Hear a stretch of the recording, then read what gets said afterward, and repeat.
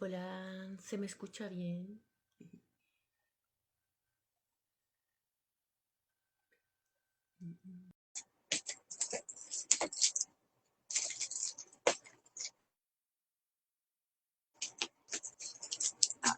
Hola, Vero, ¿cómo estás? Bien, ¿y tú? Bien también. Qué bueno, por fin nos encontramos. Sí, y vamos a Eh, esperar unos minutitos para partir, ¿ya? vale. Y parece que allá hace harto calor, ¿o no? Sí, sí, estamos en una ola de calor. Claro, hace calor. Aquí la época más calurosa es agosto y hace más calor que lo habitual en agosto. Bien. Está Sí, terrible, no soy muy amiga sí, del calor, así que no he lo llevo tan escuchado, bien. claro, he escuchado eso, que es mucho el calor, que ya la gente ni siquiera sale a la calle porque no, es Sí, porque en insoportable. algunos sitios te está recomendando teletrabajar, no sé, cosas de ese estilo. Pero sí, está complicada la cosa en Francia, bueno, en varios sitios en toda Europa. En Ya, Alemania, sí, sí, está complicado. bien. Sí, Y porque ayer estamos viendo lo de la... Dime. que tú me contabas que ayer fue feriado allá. Sí, celebran, bueno, la noche de San Juan, acá San Joan en Barcelona, Ujú. y para los catalanes y todos los países catalanes, muy importante esta festividad. Ya, Entonces hay una tradición de prender fuego literal, y hacen sus rituales y una tradición que viene de generación, desde hace mucho tiempo, la mantienen. Y bueno, ya, está bien. Hay alguna gente que no le gusta tanto porque es bastante tiran petardo, entonces bueno, un poco ya. molesto a rato, Ujú. Como pero bueno, un está bien. pequeño año nuevo, Sí, algo así, algo ¿sí? así. Está Porque bien. coincide con el año, como con el solsticio, más o menos. Sí, tiene que ver con eso, tiene que ver con eso. Al final son, bueno, eran tradiciones paganas que al final acá le dieron un tinte cristiano Ya, y bueno, se quedaron así. Pero sí, para aquí lo celebran bastante. Sí, te lo bien, pasan bien. qué bueno. Sí, Y bien, a ver, espérame. ¿Tú me escuchas bien, cierto? súper. Sí, bien. Bueno, primero que todo, te agradezco, Verónica, tu tiempo, porque me imagino que siempre estás como en el computador, escribiendo, creando, o en clase, Sí, y algo que nos des, casual. ¿sí? Y que nos des este tiempo, para mí es súper valioso, especialmente para estos momentos que estamos viviendo, ¿cierto? Históricos, desde lo que he leído de ti, que leí todo lo que estaba disponible, ¿cierto? En El Arrebato, El Ciudadano, Qué material. Turno, todas las columnas que estaban, incluso hubo una que me emocionó mucho, Así, una ¿cuál? que habla de los sueños de las madres y cómo esos sueños quedan en las hijas, cómo se va desplazando. Mira, la tengo anotada. O sea, Puede las ser que la anoté que escribí para el todas, Día de las Madres, puede ser, no sé, claro. puede ser. Es una que madres reales Sí. contradictorias. Sí, esa la escribí para el Día de las Madres, sí. Sí, Sí, sí, y sí, sí, esa sí. se me apretó el pecho y se la Me empecé a gustó. compartir a muchas amigas y le dije, léala, es hermosa y a muchas también les pasó lo mismo. Qué Ahí bien, qué bien, qué bien.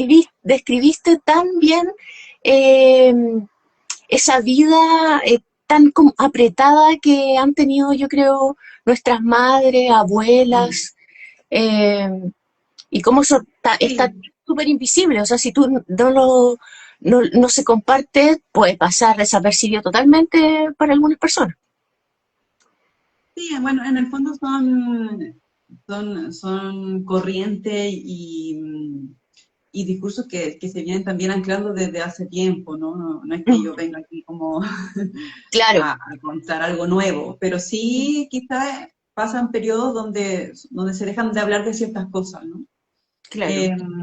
Entonces, bueno, al final yo también escribo muchas veces muy desde la guata, desde lo que yo he vivido, desde mi propia historia, o sea, esa columna o ese ensayo lo escribí básicamente pensando en mi mamá, o sea, y luego siempre es interesante porque te encuentras con que hay historias similares, ¿no? Entonces, ahí Claro, viene la mirada más política, ¿no? Vale, entonces sí, esto obedece sí, a otras cosas, entonces ahí se vuelve aún más interesante la movida. Así que qué bueno que te gustó. Sí, todas, todas me encantaron y con esa me emocioné, me emocioné.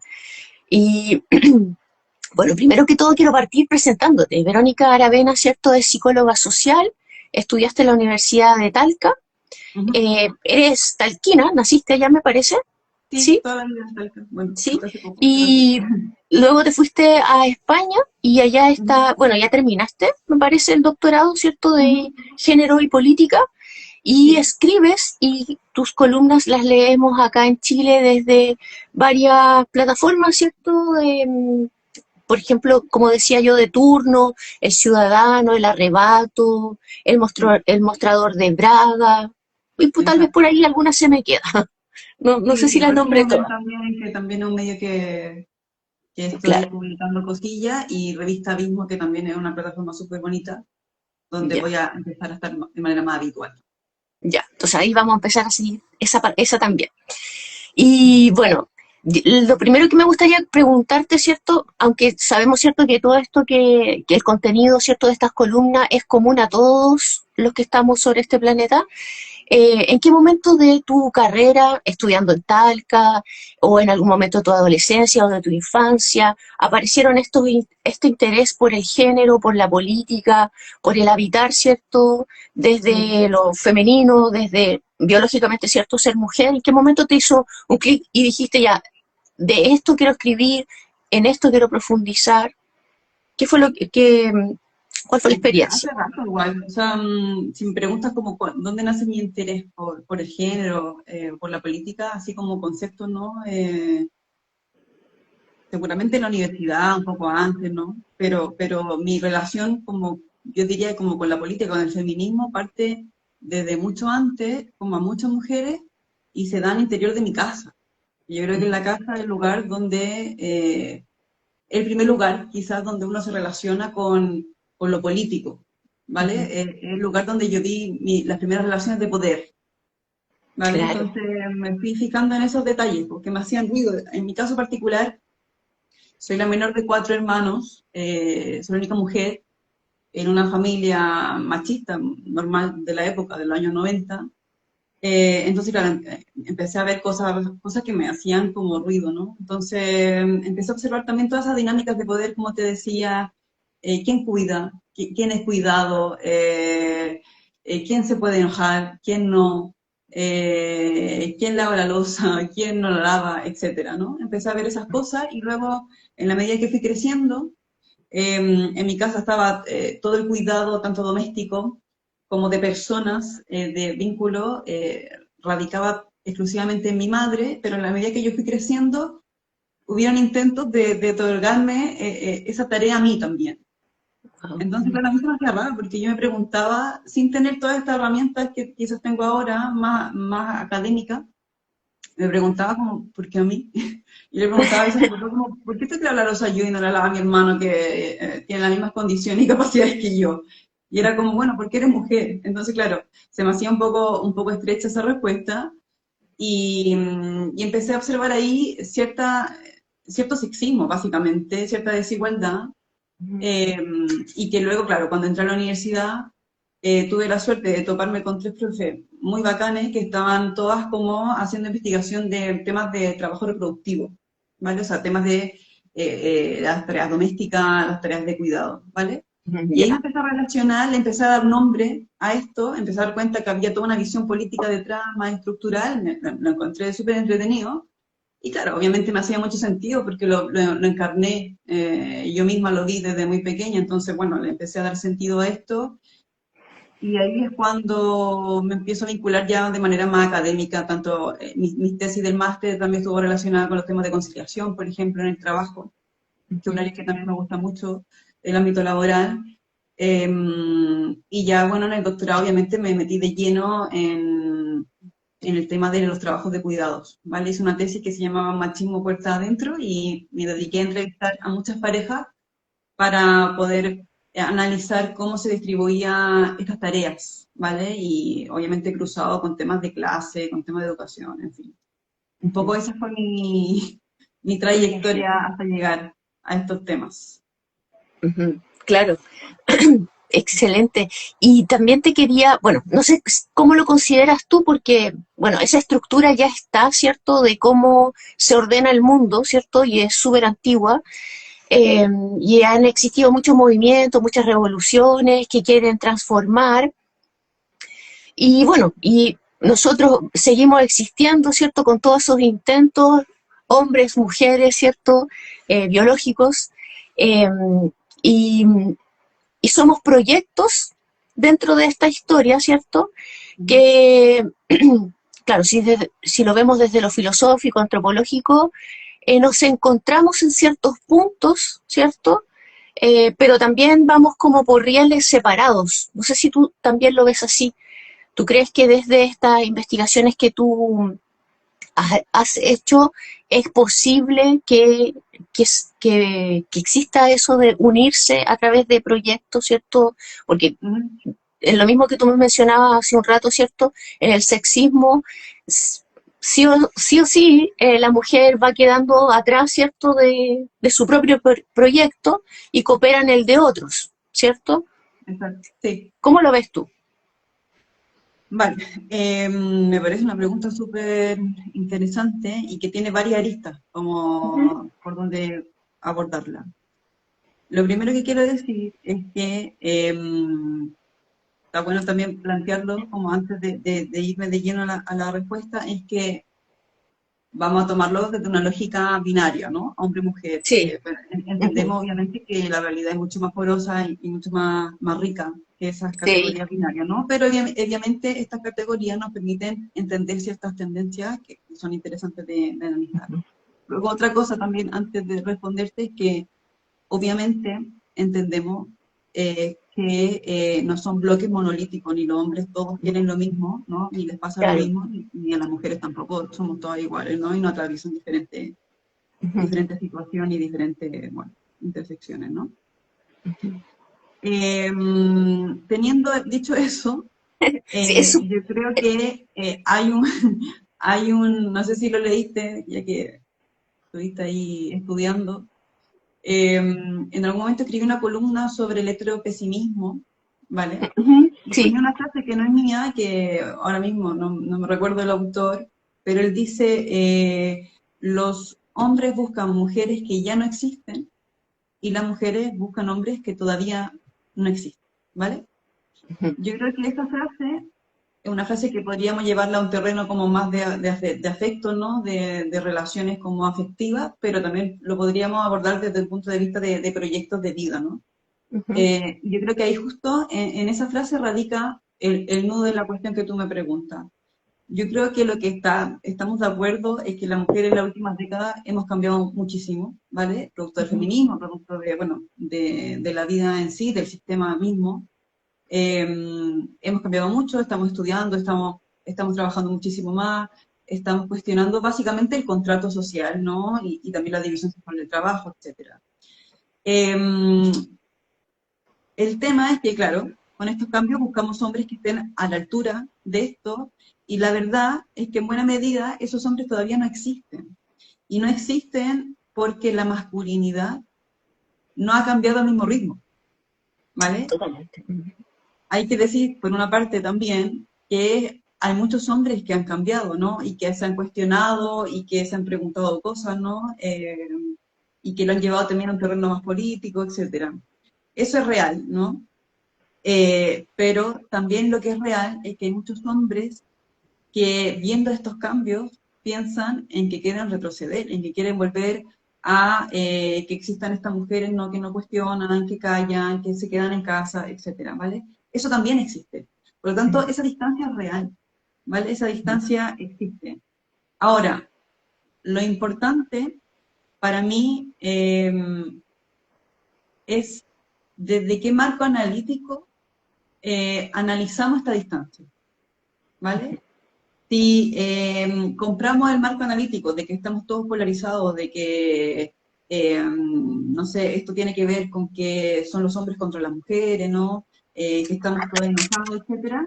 Entonces, si tú me preguntas si hay capacidad de encuentro, te diría que no, que es irreconciliable, ¿no? ¿Vale? Si compramos este marco, que es un marco más bien reaccionario. ¿vale? Es un marco que no es neutro y que en el fondo le sirve a quien quiere que el feminismo sea un problema, que el migrante sea un problema, ¿vale? O que la mujer que se empodera sea un problema, pero nunca el sistema, ¿vale? Ujú. Este marco nunca te va a decir, bueno, esto se debe a que el neoliberalismo nos tiene así, ¿no? Precarizado, que nos tiene cansado. No, no te va a decir eso, te va a decir, bueno, esto es culpa del migrante que viene a quitarte la pega, esto es culpa de las mujeres que se empoderaron, entonces luego vienen con denuncias falsas y te hacen la vida imposible, etcétera, ¿no? Ese marco reaccionario es un marco que evidentemente yo no compro, pero que es un marco que actualmente lo está utilizando la derecha y la extrema derecha, ¿no? No tan solo en Chile, sino que en muchísimas partes del mundo también. ¿Vale?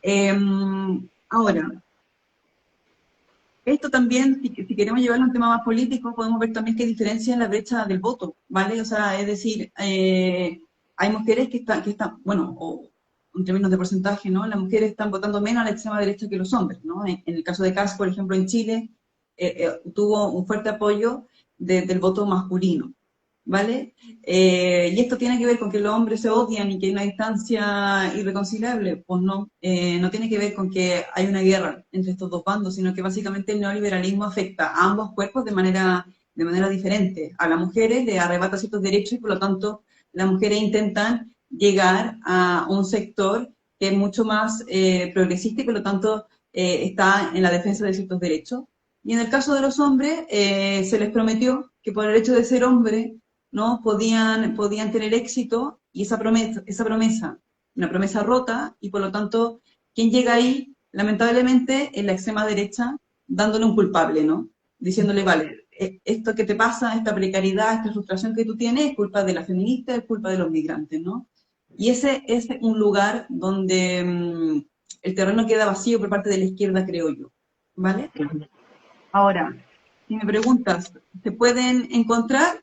Yo te diría que sí, el día en que tantos hombres como mujeres seamos capaces de nombrar la misma causa. Es decir, el sistema, ¿no? El capitalismo, el patriarcado, es lo que nos tiene precarizados, los que nos tienen cansados, al que les sirve que tengamos cierta distancia, ¿vale? Yo creo que el día en que algún chico, alguna chica es capaz de darse cuenta que su frustración no es debido al feminismo, sino al sistema, ya es un terreno fértil para hacer cosas, digamos.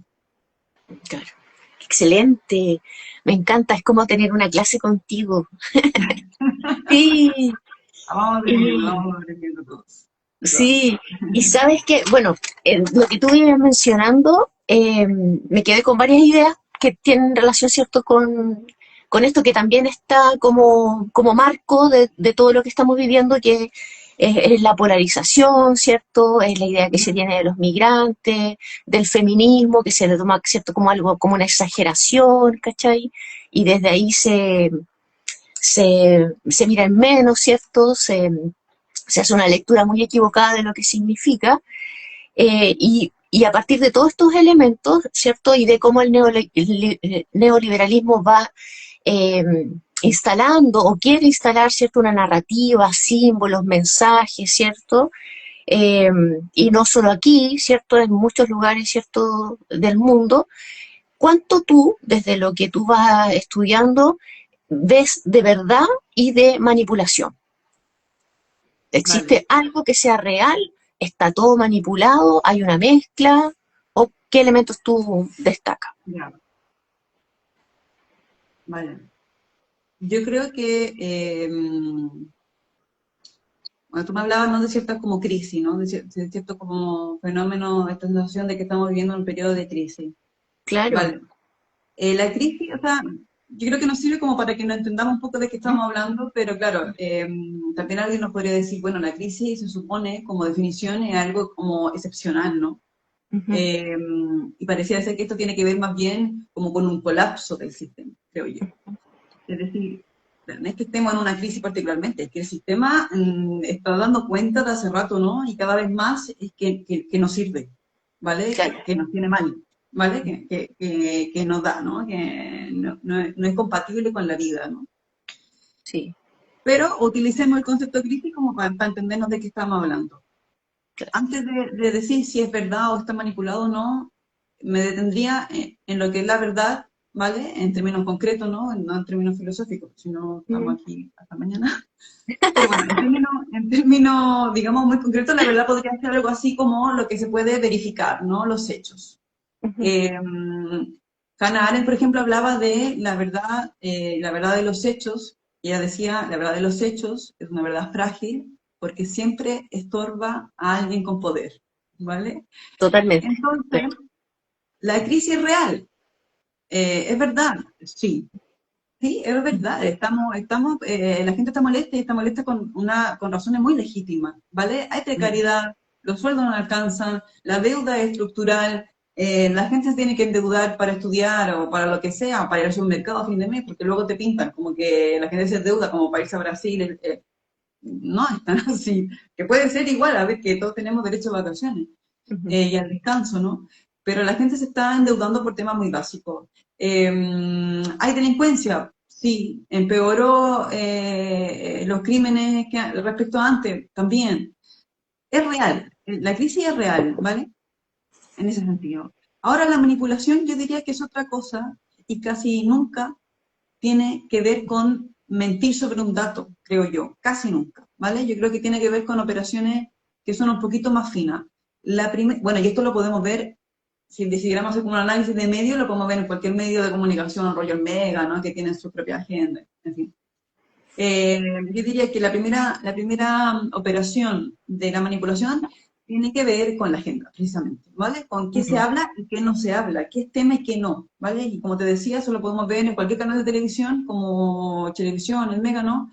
Donde el tema de la delincuencia ocupa gran parte del noticiero y de bueno, de los programas que transmiten, etcétera.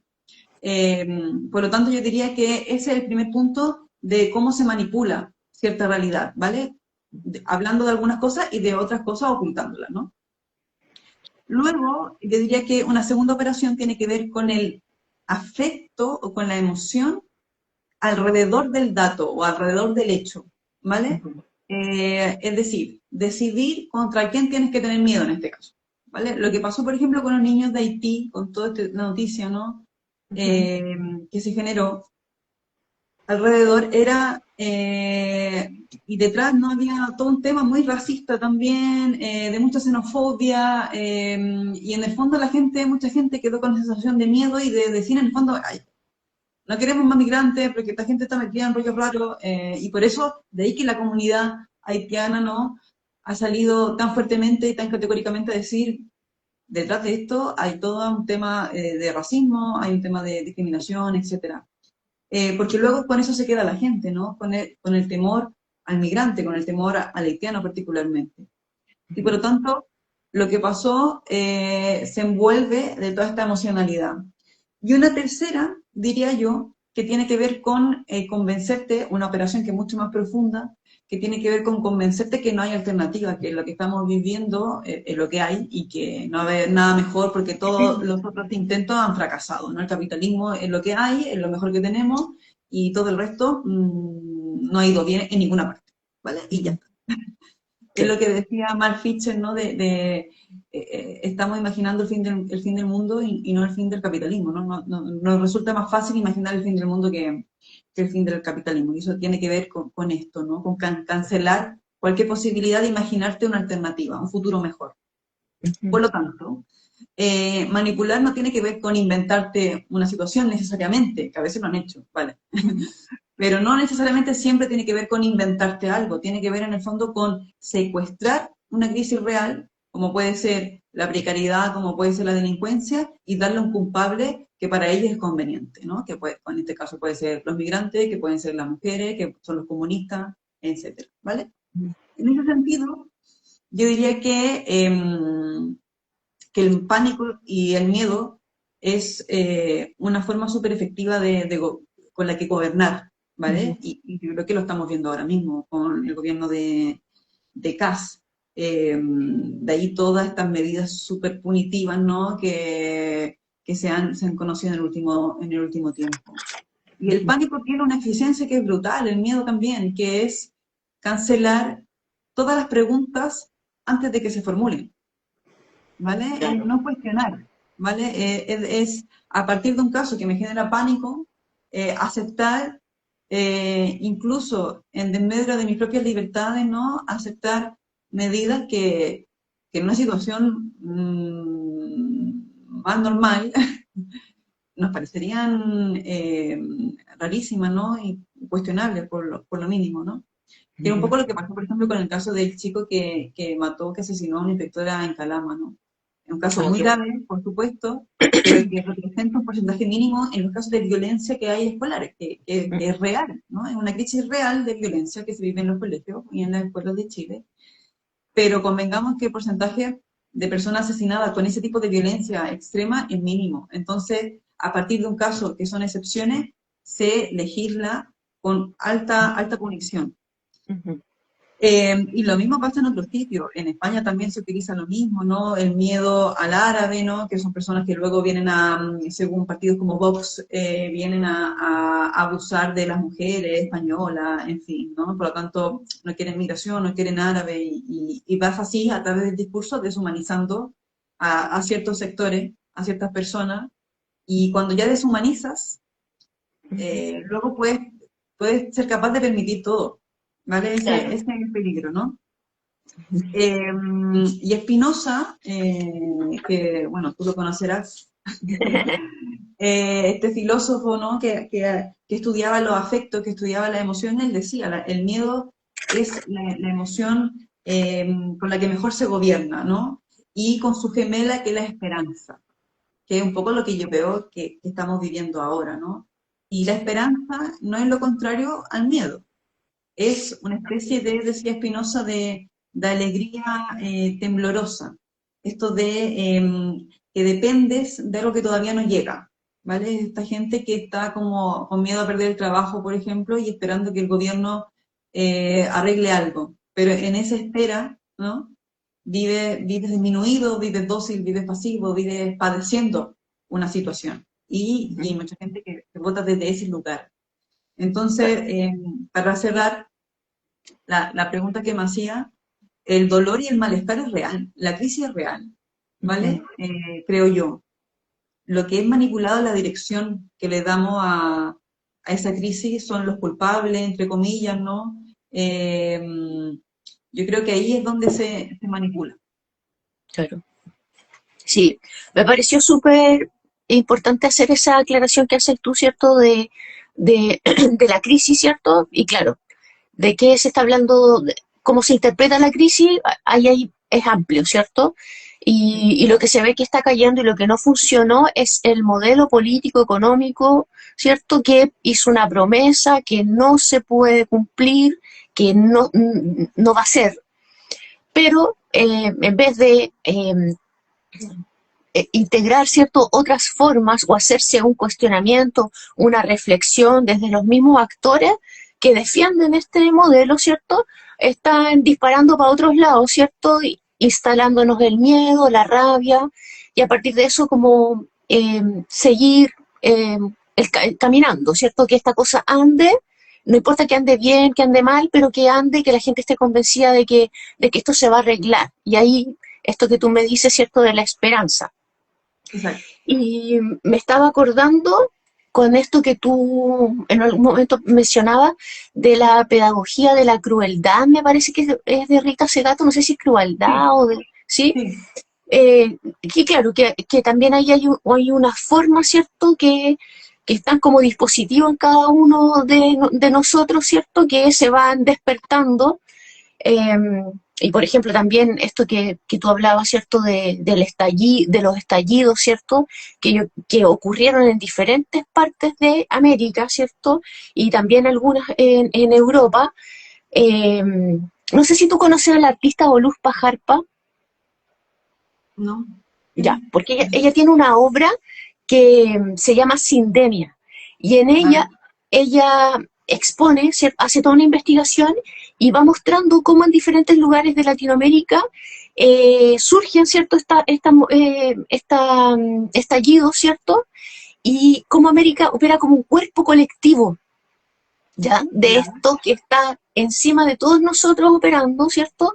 Y que ha provocado dolor, eh, y una angustia, ¿cierto? Y como ahora, ¿cierto? También estamos todos como más sumisos, ¿cierto? Y me recuerdo a la Rita Segato, una de las últimas charlas que hizo, que decía que ya nadie quiere dar un paso porque, no porque le parezca que esto está bien o porque tenga miedo, no es por eso, es porque no quiere que ninguna ideología se apodere de ese paso que den, ¿cachai? Ya, Porque claro, también claro. como que los conceptos también están agotados. Sí, no tenemos lenguaje básicamente para... Yo creo que no, sí, no, nos quedamos cortos del lenguaje, porque el lenguaje también se nos arrebató Claro, por parte de la totalmente. derecha también. O sea, digo, no sé, el concepto de libertad es un Claro, concepto que se ha arrebatado por parte de la derecha. Entonces, claro, nos quedamos cortos del lenguaje y eso impide también la posibilidad de imaginarnos, ¿no? O sea, necesitamos el lenguaje para imaginar cosas y alternativas diferentes.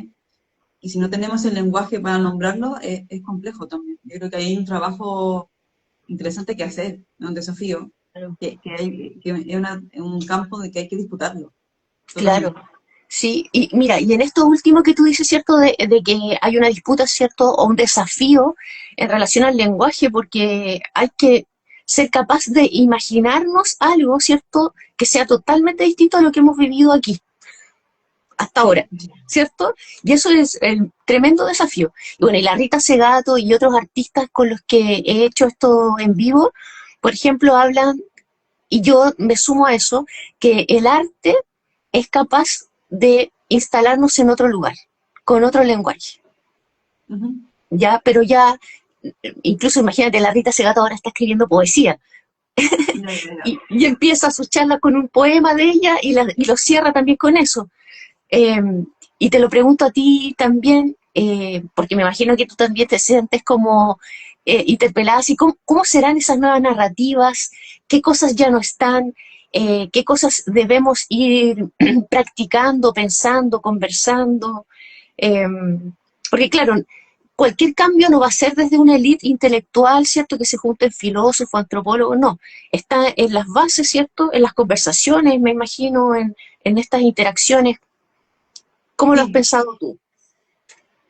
es un tema que le estaba dando vuelta últimamente por lo mismo, ¿no? Porque antes de detenerme en lo que me preguntabas de cuáles son como estas nuevas narrativas, ¿no? Que están Ujú. apareciendo, me gustaría detenerme en qué narrativa cayó para Ya, mí, y que es sí, fundamental un poco y que da el pie para decir, vale, entonces, ¿por dónde tiramos, no? Yo súper. creo que la gran narrativa que cayó, para mí, ¿no? Ha caído mucho, seguro, pero para mí que es importante, tiene que ver con que el futuro le pertenece a la izquierda, ¿vale? Yo Ujú. creo que durante siglos, o durante un siglo, la izquierda fue la administradora del futuro, es decir, del progreso, de la utopía, de la emancipación, de la transformación. Era la izquierda quien la administraba, era ahí donde estaba ese horizonte, ¿no? Y eso se rompió.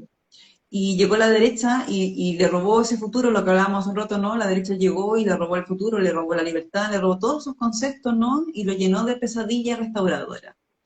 Ujú. Eh, y con eso la intención de volver a ese pasado mítico, ordenado, propietario, blanco, eh, y la izquierda en vez de disputar eh, esa narrativa se dedicó más bien a denunciarla, que está bien, ¿no? Pero nos quedamos ahí. Y el detalle es que la derecha promete restaurar, y restaurar moviliza porque te lo puedes imaginar. No sé, Gas, por ejemplo, habla de orden, de seguridad, de familia, y son cosas que todos entendemos a qué se refiere.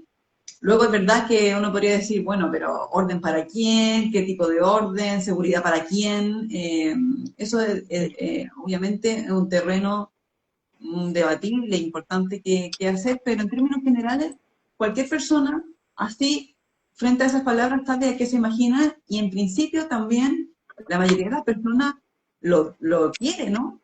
Sobre todo en este contexto, todos queremos orden, bueno, seguridad, tranquilidad, qué sé yo, ¿no? Estar con nuestra familia, en fin. Entonces, es algo que, en el fondo, esta narrativa que promete la derecha, una narrativa que, como te decía, que podemos imaginar, que la sentimos, ¿no? La podemos encarnar. Y en el caso de la izquierda, lo que hace es advertirte del retroceso, ¿no? Y te propone, en el fondo, salir a evitar el retroceso. Y evitar no moviliza. Todo lo contrario, creo yo, paraliza, porque no ofrece nada a cambio, no ofrece Claro, una cosa distinta, ¿no? Y defender lo que queda, como defendamos, bueno, esto bueno que tenemos, no es un proyecto político tampoco, es más bien la administración de la pérdida. ujú, Entonces, en ese contexto, ¿no? De robo, de colonización de la derecha en estos conceptos emancipatorios, yo creo que la idea es que deberían tomar fuerza, o que a mí me interesan también que tome fuerza, tiene que ver con tres cosas, y las dos primeras yo creo que te diría que están ahí como, o sea, me refiero que nos podrían acusar a mí de ingenua, ¿no? Pero que yo creo que son inteligencia pura. Una tiene que ver con la alegría activa, ¿vale? En el sentido de espinociano, ¿vale? Esta alegría que no tiene que ver como con el optimismo, ni con el autoayuda, ¿no? Ni con la alegría del consumismo, ¿no? Que es una alegría que más bien te deja como un sujeto más bien cansado que otra cosa, sino con una alegría compartida, colectiva, que potencia el cuerpo, que te da la potencia para hacer cosas, ¿vale? ujú, Y ese afecto es un afecto que la derecha no lo sabe manejar, no va por ahí, ¿vale? No lo sabe administrar. Y hay que recordar también ejemplos muy bonitos que tenemos que han estado relacionados con esto, no sé, me invento, por ejemplo, Pepe Mujica era un político, ¿no? Que hablaba desde un lugar muy diferente a estos lugares como reaccionarios, de que viene el fascismo, ¿no? Esto como que, de que viene el lobo, sino que él te proponía una forma de vida, él hablaba del buen vivir, desde ahí se gestó toda ujú, su trayectoria política, ¿no? En el caso de la Unidad Popular, también. En el caso de la Unidad Popular, era un proyecto de amor que se le puso un programa encima. Y por eso ujú. funcionó. Cuando yo hablaba con mi mamá, tantas veces que hablé con mi mamá, que me contaba que ella vivió en la Unidad Popular y me contaba cómo era esa época, ella me hablaba de un proyecto que ahora yo lo entiendo, en ese momento quizás no, pero ahora que lo pienso es como, me hablaba de amor, me hablaba de personas que hacían cosas juntas, que se daban cuenta que tenían una capacidad, un potencial muy diferente, muy transformadores, haciéndolo juntos, Ujú, ¿vale? Entonces, yo creo que esa es una idea que debería tomar más fuerza y que ahora mismo está bastante ausente en el debate, en nuestras conversaciones cotidianas, etcétera. Y luego hay otra cosa que también me parece interesante y que tiene que ver con la dulzura. ujú, Y también esto, insisto, no tiene que ver como con la buena onda, ¿no? Ni con ser amable, ni con evitar el conflicto, ni nada de eso, sino más bien con un tipo de inteligencia que es capaz de facilitar o de construir las condiciones para que se desarrolle la vida, para cuidar, para sostener lo frágil, para no destruir lo que tocamos, ¿no? Para ujú. analizar la violencia como parte del entramado, ¿no? Pero no para usarla. Entonces yo creo que eh, esos dos aspectos debiesen empezar a tomar más fuerza en nuestros debates, ¿no? Más cotidianos también. Ujú, Y luego, yo creo que hay una tercera patita que yo creo que es importante que también lo empecemos a pensar, ¿no? Que tiene que ver cómo queremos vivir, ¿vale? Yo creo que las izquierdas han abandonado esa pregunta. ujú, Eh, ¿Qué casa, qué trabajo, qué cuidados, qué muerte queremos? ¿Vale? Que cualquier persona, que cualquier mujer mayor de Talca o cualquier chico en Arica sea capaz de decir un par de palabras que entendamos todo y que nos muestre el horizonte, ujú, ¿vale? Una izquierda que no es capaz de transmitir eso con el lenguaje cotidiano está perdida, ¿vale? Y yo creo que ujú. estamos en este momento. Sí. Estamos en un momento en que estamos medio perdidos, ¿vale? Ujú. Em, y aquí, no sé si vamos bien con el tiempo, pero me quería detener un poco porque me parece interesante hablar del tema de las emociones, porque yo hace rato que estoy un poco como con esta cruzada de hablar de la dulzura y todo este rollo. Y en general muchas veces hay mucha gente que le encanta y hay otra gente que como que ingenua, como necesitamos más, no sé, que no suene el sueldo, ¿vale? Y que sí, obvio. Sí, Eh, vamos bien con el tiempo. vale, Ve- súper. ve- Sí, solo quería puntualizar que, por ejemplo, a propósito de esto que estamos hablando, ¿no? El otro día veía como un analista político X eh, que decía, bueno, la derecha no gobierna con el miedo, necesita el miedo, un diagnóstico que más o menos todos lo tenemos claro, ¿no? Entonces él decía, tenemos que volver a las ideas, ¿vale? Tenemos que volver a las ideas, tenemos que volver a votar, que la gente se informe cuando vote, que entienda los programas, que sepa cuándo que le miente, etc. Y a mí, o sea, claro, yo lo escucho y es como, no funciona así. Tengo la sensación que no funciona ahí y de ahí nuestro problema. Eh, este afán de creer que en el fondo las emociones, ¿no? Y la razón van por carriles distintos y no tan solo por carriles distintos, sino que la emoción contamina la razón. O sea, como que nos volvemos un poco más tontos cuando tomamos decisiones como que pasan por la emocionalidad.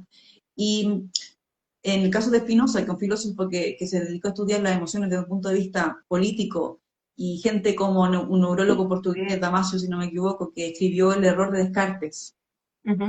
para decirle que en el fondo la razón y las emociones no están separadas, sino que son lo mismo, ¿vale? Eh, Cuando tienes eso sobre la mesa te das cuenta en el fondo de que esto no funciona así, de que no nos vamos a volver mejores personas porque en el fondo empezamos a leer, ¿no? Y nos informemos, porque no funciona así, porque lo que dicen los grandes estudiosos del tema es que la emoción es la condición de posibilidad de la razón, Ujú. ¿vale?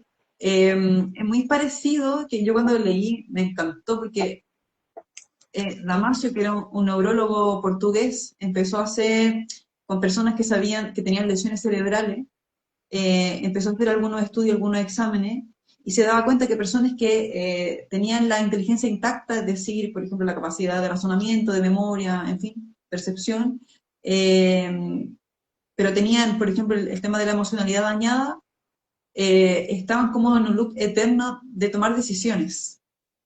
¿Vale? Como que eran incapaces, por ejemplo, de decidir si cenar contigo el jueves o el viernes, porque les faltaba la emoción, porque es la emoción la que a través de cualquier gesto te hace tomar decisiones también. O sea, es la antesala de la razón, ¿vale? Porque si no estaríamos en un loop, en un bucle eterno de elegir a través de la razón, ¿vale? Entonces, cuando, por Mm. ejemplo, muchas mujeres hablan de la intuición, podría ser que tenga que ver también con esto, ¿vale? Que no sean solo una idea hippie, ¿no? Sino que Mm. tenga un sustento, en este caso fisiológico también.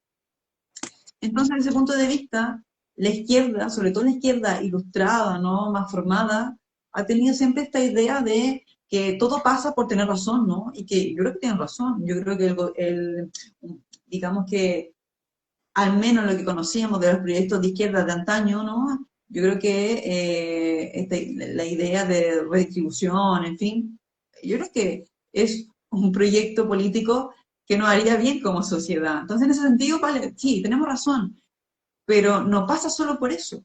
No pasa nuestras decisiones políticas solo por la razón, no basta con tener razón. Ujú. Entonces, desechar la emocionalidad me parece que es un error tremendo. eh, y en ese caso yo creo que la disputa está en tomar estas emociones y en vez de hacer lo que hace la derecha, de llevarlas a un lugar más reaccionario, llevarlas a un lugar más emancipatorio, Ujú. de transformación social. Yo creo que ahí está el nudo de esta cuestión, no desechar las emociones como algo blando, algo de mujeres, ¿no? Femenino, algo que nos sirve, algo que contamina, sino que como la condición de posibilidad de la razón. Ujú. Sí, ahí, Verónica, muy completo todo lo que tú nos comentas. Me estaba acordando todo el rato mientras te escuchaba de Humberto Maturana y bueno, y de cómo hemos heredado, ¿cierto? La gente, sin haber leído todo el mundo a Descartes, todo eh, está en pensar de que la res extensa y la res cogita, ¿cierto? Así como que por un lado van las emociones y por otro carril, bien aparte, va el pensamiento, lo intelectual. Y me acordaba de Humberto Maturana que él decía que somos seres emocionales que utilizamos la razón para justificar o negar nuestras emociones. Somos seres Ujú. emocionales. Y bueno, y que estemos hoy como especie es porque prima en nosotros la emoción. Por ejemplo, el apego, los cuidados permitieron que hoy día nosotros estemos aquí. Si no hubiese aparecido, ¿cierto? O se hubiese permanecido esa característica, no hubiésemos sobrevivido como especie. Ujú. Fueron los cuidados los que nos permitieron quedarnos acá. Y me acordaba así como anécdota que a mí me dolió mucho porque uno de los autores que he investigado un montón y que siempre me dolía que no se le diera ese lugar acá en Chile, así como de, no sé, bueno, como tantos otros.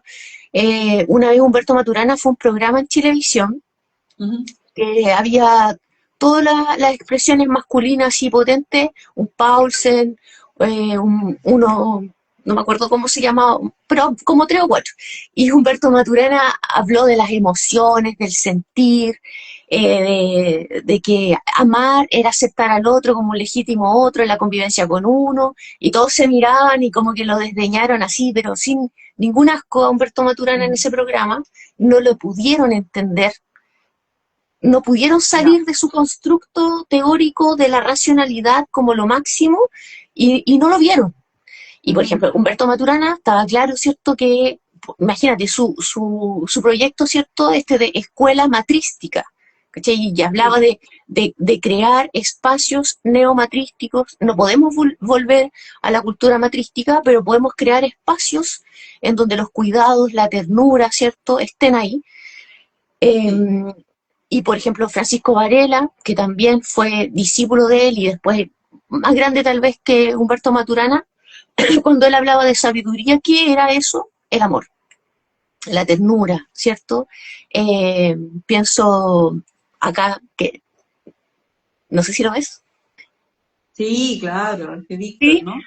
Así. Hay una expresión también de ternura, y esto que tú comentabas que te contaba tu mamá, de cómo en un cierto momento de Chile toda la gente se unía y alguien tenía que pintar una casa, y iban todos y le ayudaban a pintar la Sí. casa, o tenían, era otra, ¿cierto? Y ya sabemos, ¿cierto?, que un hecho violento, eso lo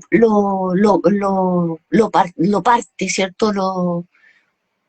Y nos atomiza, ¿cierto? Y ahora estamos en esto que estamos viviendo y, y bueno, yo tomando apuntes, ¿cierto? De lo que tú decías, de esta alegría activa, ¿cierto? Del buen vivir, de la dulzura, que son, eh, claro, desde lo filosófico son conceptos, pero son prácticas del vivir y que Ujú. son súper, aquí me permito decir, revolucionarias en el sentido de que son distintas a lo que se nos está proponiendo, ¿cierto? A nivel Sí. macro y transforman completamente nuestros días.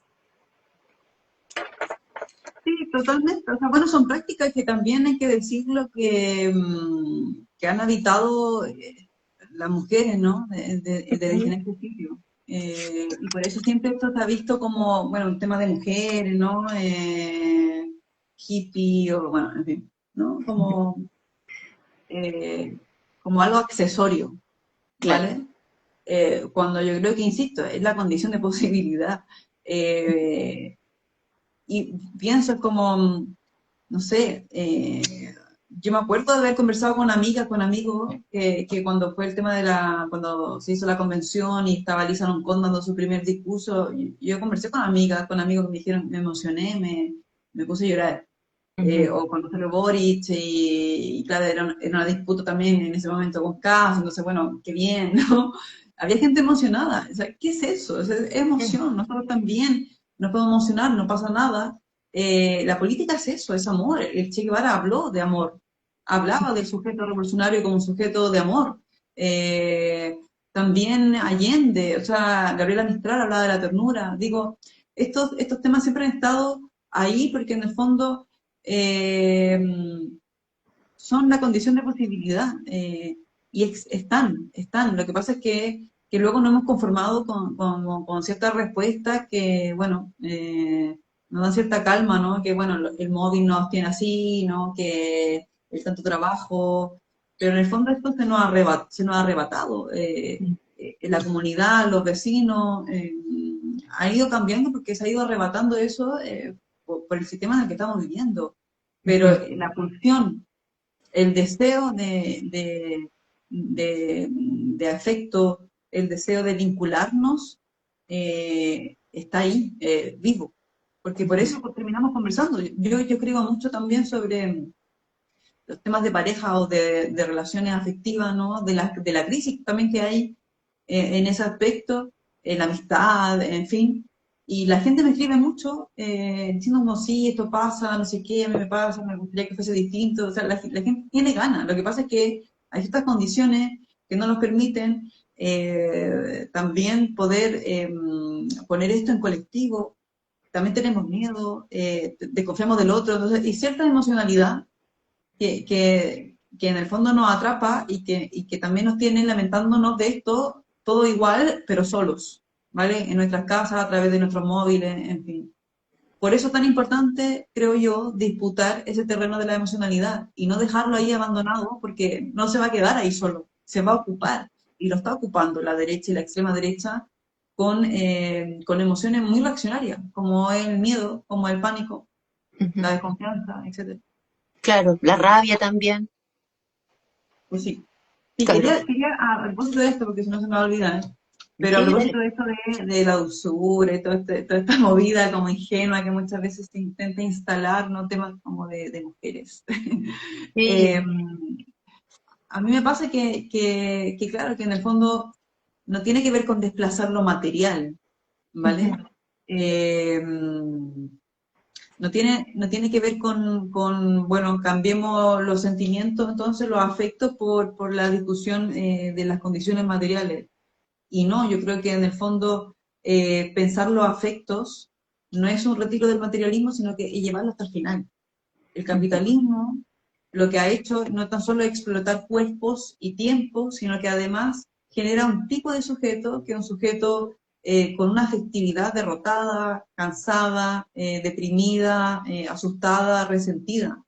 Y Ujú. ninguna política de transformación de izquierda va a construir nada sin disputar ese lugar, ninguna. ¿Vale? Entonces la ternura en este caso no es lo contrario a la lucha de clases, por ejemplo.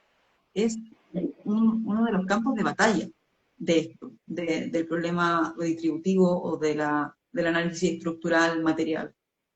Ujú. Claro. Es un tremendo desafío porque pienso que, bueno, no todos, pero como que en mayor parte estas personas que quieren proponer o que son políticos, ¿cierto? Se instalan de este constructo patriarcal, como muy racional, ¿cierto? El poder tiene esas formas. O sea, yo no pienso que el poder no permite incluir esto que tú hablas del buen vivir, eh, y lo veo distinto de poder de política, ¿ya? Ujú. Entonces, por ejemplo, no sé, pues, alguien y que no es lejano, ¿cierto? De que se puede plantear o proponer o definirse como un proyecto de feminista, ¿cierto? O un gobierno feminista, y se pueden caer en algo que es profundamente patriarcal, ¿cierto?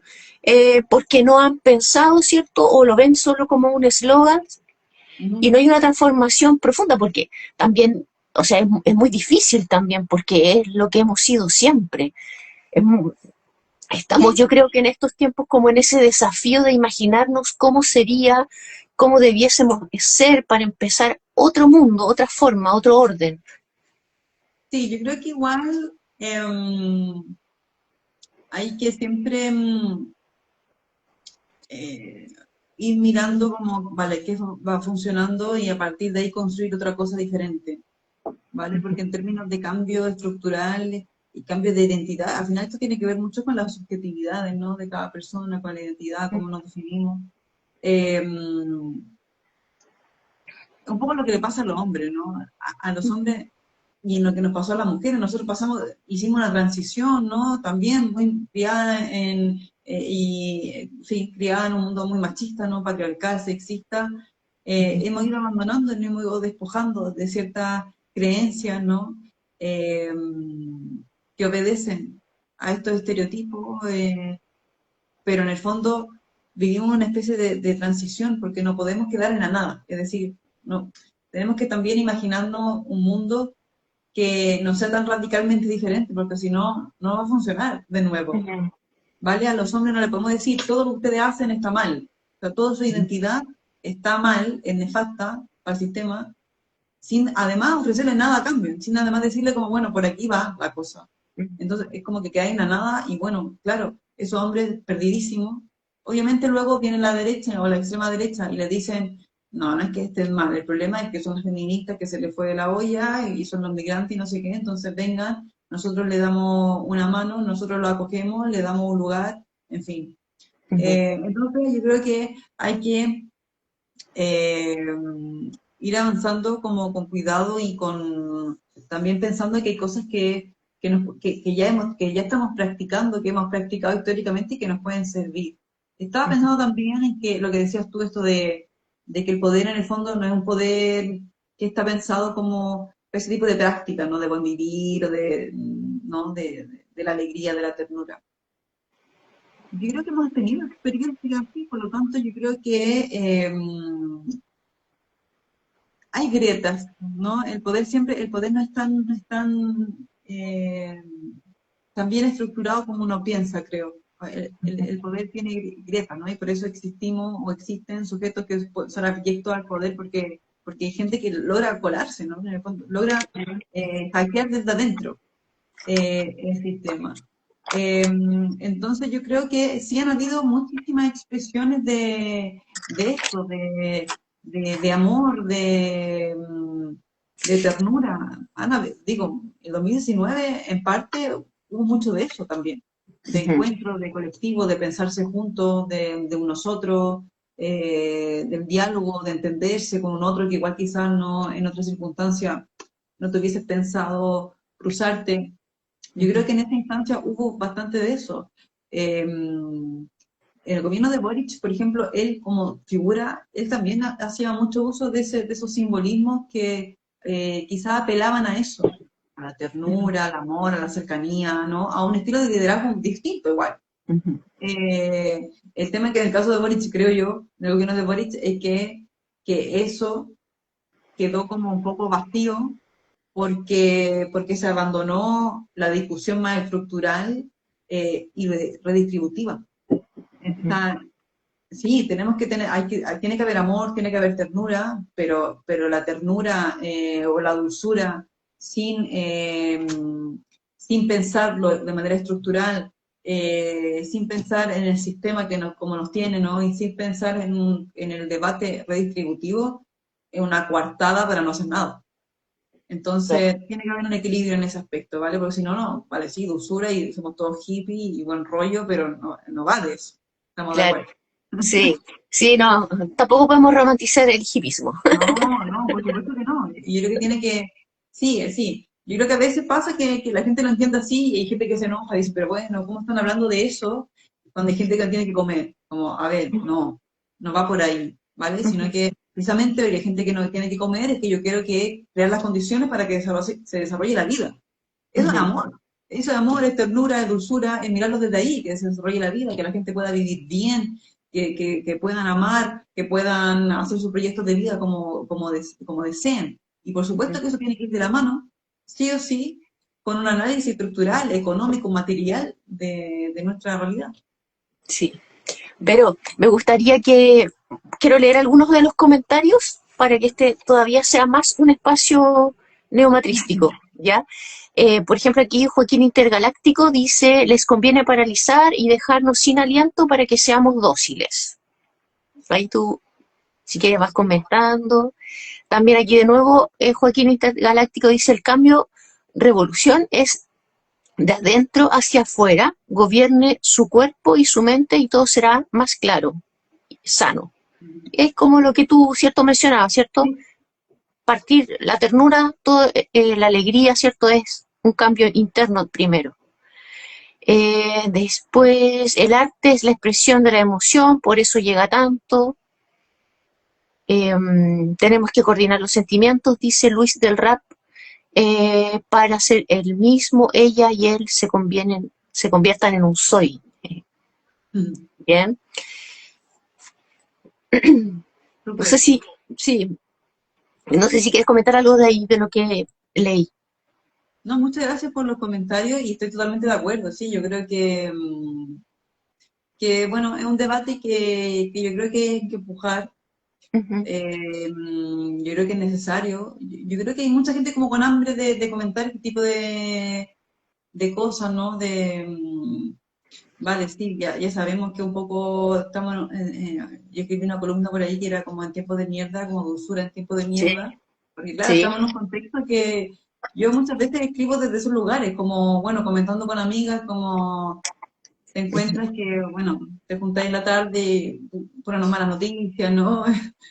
Todo mal. Entonces, bueno, sí, estamos en un contexto que es complejo, ya lo sabemos, ¿no? Estamos enfrentándonos Ujú. eh, a un contexto bastante hostil para la mayoría de las personas, y eso es así, y yo creo que, bueno, yo creo que todavía no todos somos conscientes de si todo sigue igual, ¿no? Del daño que se va a provocar, no tan solo en términos económicos digamos, en las condiciones materiales de las personas, sino también en la subjetividad de las personas. Yo creo que esto va a generar un cambio y nos va a costar tiempo poder como volver a lugares que sean más amables, ¿no? Ujú. Pero por lo mismo yo creo que es interesante como intentar llevar a cabo estas conversaciones desde lugares muy cotidianos al final. Yo creo que ahí está también la política. O sea, vale, está bien, los partidos políticos tienen su rollo, su movida, ellos también tienen su propia agenda, también los propios políticos, pero no nos olvidemos que nosotros también somos personas activas y que tenemos que hacer política y la política que podemos hacer parte desde nuestra casa, ¿no? Hasta nuestros barrios, en todos los lugares donde participemos, en nuestros lugares de trabajo, con nuestras amistades, en nuestros municipios. Yo creo que el trabajo de un municipio es muy interesante.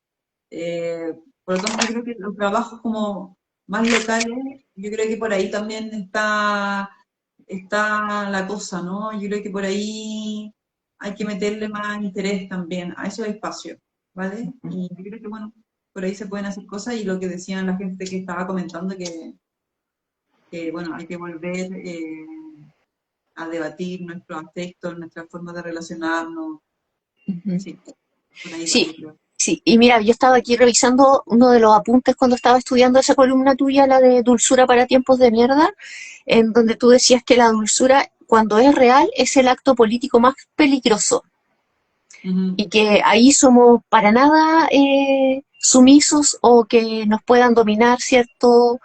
Bajo todo este miedo que van instalando.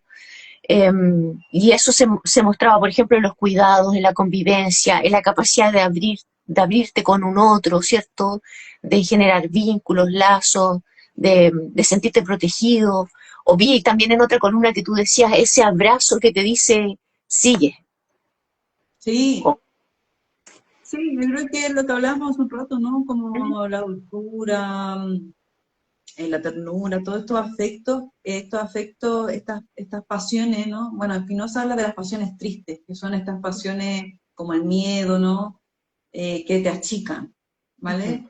Él habla de la alegría, por ejemplo, y de la dulzura, en el caso de la dulzura, un tipo de inteligencia también, que en el fondo te agranda, ¿no? Te aumenta tu potencial, ¿vale? ujú. Te transforma un poco. Entonces, sí, yo creo que la dulzura tiene esa capacidad de, lo que hablábamos antes, ¿no? De generar las condiciones para que se desarrolle la vida. Y Claro. eso no es menor en tiempos como este, en tiempos de mierda, ujú, donde la vida es secundaria. claro. Da lo Ujú, mismo, o sea, hay gente que quiere morir y ya está, o sea, digo, no, ¿por qué nos claro, vamos a ir nos vamos a detener en el genocidio en Gaza? Pero eso es eso, o sea, es deshumanizar a una población completa para luego que nos banquemos un genocidio en tiempo real, transmitido por nuestro Instagram, por la tele, en fin, ¿no? Es claro. eso al final. Por eso la dulzura, y yo soy una convencida de que, sobre todo en este contexto, esto se vuelve muy interesante y muy fundamental porque necesitamos volver a estar con los otros. Ujú, Hay una desconfianza muy grande, o sea, hay una crisis de los vínculos en general, ¿vale? ujú, De las familias, de los hijos con los padres, de las relaciones amorosas. Hay una crisis de los vínculos en general, de los afectos en general. Tenemos miedo, en fin. ujú. Entonces, bueno, es revolucionaria en el sentido, o es contrahegemónica en el sentido de que busca que se desarrolle la vida, busca proteger la fragilidad, no busca destruirla. Y estamos en un momento donde hablamos de adversario, hablamos de enemigo, hablamos de destruir al otro. De eso va un poco la política. A veces cuando uno mira la tele, lo mira y, claro, algunos políticos van un poco en ese plan, ¿no? Claro. Eh, entonces sí, yo creo que hay un terreno que disputar y que no tiene nada que ver con, como con lo blando, ni con lo hippie, ni con las mujeres, ¿vale? Ujú. Hay que también sacar esos afectos de la abuela y pensar que es como la abuela, ¿no? En la cocina, la ternura, no, no. También en Sí. el trabajo, cuando defendemos a un compañero que están acosando en el trabajo, eso es ternura. Eso es Ujú, conmoverte es ser compasivo con el otro, no es conmoverte con la fragilidad del otro, es tratar de proteger al otro. claro. Eh, Involucrarte políticamente es esto, en pensar en otros. Es Ujú, amor, al final. Entonces, claro. sí, si le quieren llamar blando, dale, pero sí, es la condición de posibilidad. Ujú, sí. Bien. Eh, Me ha encantado que conversemos, estoy súper Sí, agradecida, Verónica. Estamos como en el tiempo y me parece que Instagram corta como en estos vale. tiempos más o menos los en vivo y quedé fascinada de todo lo que nos compartiste.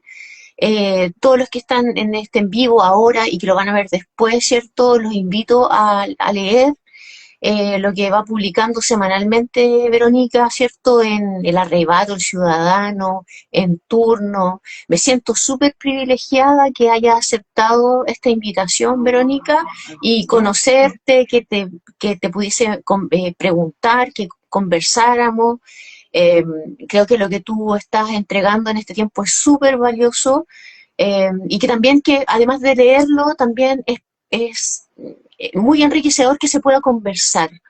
Ya cuando Sí, yo te súper. contaba al principio que lo compartí y varias amigas me mandaron audio y me dijeron que se emocionaron, se acordaron de la mamá, de la abuela, de ellas mismas, ahí está. Así yo te digo que tus columnas se hacen carne también. Qué bien, qué rico escuchar Ya, ese feedback. Sí, sí. pues no, yo feliz con la invitación. Cuando me comentaste, me pareció súper bacán poder encontrarnos, conversar, un poco lo que dices tú también. Es distinto escribir que poder como debatirlo un poco, conversarlo. Así que yo feliz por la invitación, de verdad. Gracias a ti también por lo que haces, porque entiendo que ya harto rato ya conversando con gente, abriendo ciertos debates, que está Ujú, bien un poco también tener estos espacios más alternativos, ¿no? De lo que habla un poco del mainstream no habitual. ujú. Entonces, nada, me encantó, me lo pasé súper bien y Qué en una de esas bueno. nos podemos repetir. ¿Quién Ay, sabe? me encantaría. Te voy a cobrar la palabra, Verónica, Sí, porque pues, de la última columna que vi hoy día, de esa también me gustaría que pudiésemos conversar también más adelante. Bien, súper, cuando quieras, ahí coordinamos. te agradezco nuevamente, le agradezco a todos los que se conectaron. Te deseo una excelente semana, fin de semana, Verónica, por allá, y ojalá que nos podamos ver pronto. Sí, seguro que sí. Un besito y muchas gracias a ti y saludo a todas las personas que se conectaron y gracias por quedarse ahí a mirar y a escucharnos. Bien, sigamos. La historia es indomable. Así es. Un abrazo para ti, que estés Un muy abrazo, bien. que estén bien. Chao. Chao, chao.